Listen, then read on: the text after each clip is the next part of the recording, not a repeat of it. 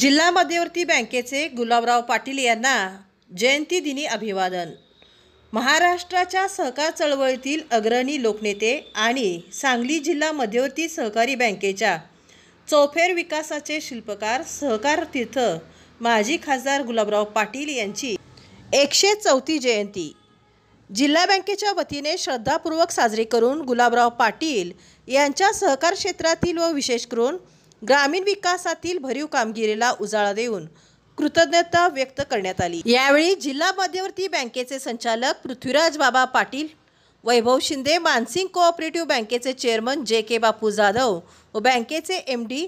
वाघ यांच्या हस्ते बँकेच्या प्रांगणातील गुलाबराव पाटील यांच्या पूर्णाकृती पुतळ्यास पुष्पहार अर्पण करून जयंतीनिमित्त अभिवादन करण्यात आले।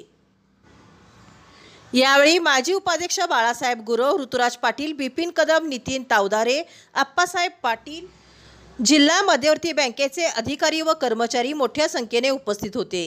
Sangli Congress committee, market committee Pune व सांगली जिल्हा सहकार बोर्ड व पृथ्वीराज पाटील यांच्या यशोधन सेवा व संपर्क कार्यालयातही प्रतिमेस पुष्पहार अर्पण करून गुलाबराव पाटील यांना जयंतीनिमित्त अभिवादन करण्यात आले।